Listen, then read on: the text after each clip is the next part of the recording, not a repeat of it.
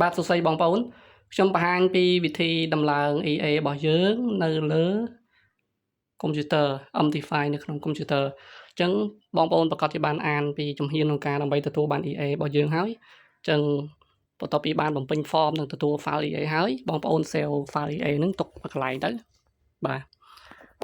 ខ្ញុំ voice over ដោយសារ computer ខ្ញុំអត់មាន mic អញ្ចឹងខ្ញុំធ្វើតាមទូរស័ព្ទហើយបងប្អូនអាចតម្លើងOptify តាមរយៈ file ដែលខ្ញុំតម្លាក់ជូននេះបាទនៅលើ computer សិនទៅព្រោះតើយើងមាន Optify លើ computer បានយើងអាចតម្លើងវាបានជាក់ស្ដែងនេះឧទាហរណ៍ថាយើងតម្លើង Optify រួចរាល់ហើយបាទតម្លើងរួចរាល់បាទខ្ញុំភ្ជាប់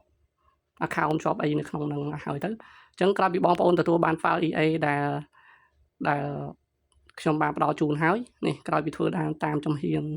ទាំង4ហ្នឹងបងប្អូនប្រកាសជាបាន file ហ្នឹងហើយបងប្អូន save file ហ្នឹងនៅក្នុង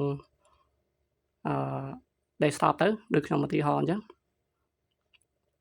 បាទនេះ file នេះគ្រាន់តែជា file ឧទាហរណ៍ហើយ file បងប្អូននឹងឃើញលេខ account បងប្អូននៅក្នុងវងកញ្ចក់ហ្នឹងតែម្ដងអញ្ចឹងបងប្អូនត្រូវ copy file ហ្នឹងយើង copy បាទ copy ទៅចុច copy ក្រោយទៅ copy file ហ្នឹងចូលទៅក្នុងបាទ folder នៅក្នុង account Optify របស់យើងអញ្ចឹងដើម្បីចូលទៅកន្លែង path បងប្អូនចុចតាមហ្នឹង file open data folder បាទចុចទៅរក file MQL file ចូលហ្នឹងទៀតមកចូល expert បាទហើយ path នៅកន្លែងហ្នឹងមកចុច control V ក៏បានចុចរកកន្លែង path ក៏បានបាទចុច path ហ្មងទៅអាលើហ្នឹងឯង path បាទ path អញ្ចឹងជាក់ស្ដែងខ្ញុំមាន file នៅក្នុង computer ខ្ញុំស្រាប់អញ្ចឹងខ្ញុំក៏ skip ទៅតែបងប្អូនគ្រាន់តែ path ទៅគឺវាជាប់ហើយបាទហើយបងប្អូនបិទ folder ហ្នឹងវិញទៅហើយបងប្អូនមក right click refresh នេះមួយទៅដើម្បីវាឃើញបាទចុច refresh ទៅពីរដងទៅបាទហើយបងប្អូនចុច expert ហ្នឹងទៅពន្លាតទៅវាឃើញហើយអញ្ចឹងដំបូងបងប្អូនមានទេឥឡូវមានទេនេះអញ្ចឹង file ហ្នឹងឈ្មោះថា golden grid ហើយបើកមុខកញ្ចក់អានេះគ្រាន់តែសម្រាប់ test ទេហើយបងប្អូនអូសអាហ្នឹងចូលក្នុង chat របស់យើងបាទហើយយើងចុច allow អីចឹងទៅហើយ input នេះបងប្អូន load set file ដែលខ្ញុំតម្លាក់ជូនខ្ញុំនឹងតម្លាក់ជូន set file ក្នុងក្រុមដូចគ្នាក្នុងក្រុម golden grid អញ្ចឹង load ទៅហើយបងប្អូន save set file នៅក្នុង desktop ទៅស្រួលយើង load មកណាអញ្ចឹងខ្ញុំឧទាហរណ៍ការ load អានេះ setting របស់យើងអញ្ចឹងនេះខ្ញុំមានស្រាប់អញ្ចឹងគាត់ load មកគឺ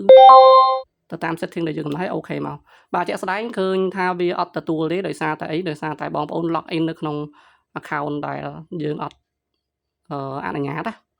បាទអត់អនុញ្ញាតអញ្ចឹងបងប្អូនទៅ account ដែលបងប្អូននេះមក log in ចូល account ដែលបងប្អូន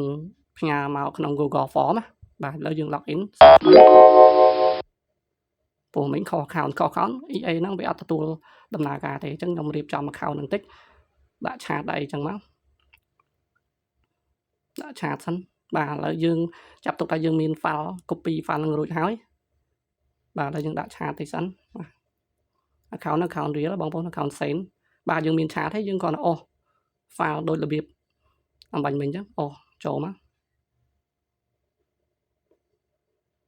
បាទបញ្ជាក់គឺបងប្អូនត្រូវដាក់ account real ដែលបងប្អូនផ្ញើមកក្នុង Google Form បានវាដាក់បើសិនជាអត់ដាក់លើ show លើ account ហ្នឹងទេវាអត់ដើរទេ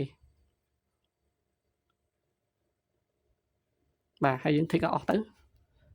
ហើយយើង load file set file set này ខ្ញុំផ្ញើជូនខ្ញុំនឹងផ្ញើជូន file set ហ្នឹងបន្ថែមបាទឃើញវាដើរបងប្អូនដើរហើយយើងចុចនៅខាងលើចុច Algo Trading ហើយជាក់ស្ដែងគឺពេលហ្នឹងវាឃើញ active នឹងក្រុមនេះបានដំណើរការបាទចុច Algo ហ្នឹងគឺវានឹង trade ទៅដំណើរការទៅអូខេអញ្ចឹងរបៀបដាក់របស់យើងមានប៉ុណ្ណឹងអរគុណច្រើនបងប្អូនដែលមើលវីដេអូដល់ចប់ចឹងបងប្អូនអាចឃើញថា file ហ្នឹងហើយ file ហ្នឹងគឺជាក់ស្ដែងបងប្អូននឹងឃើញ Golden Grid ហើយបើកមុខកញ្ចក់គឺលេខ account របស់បងប្អូនបាទអរគុណច្រើនជួបគ្នាវីដេអូក្រោយ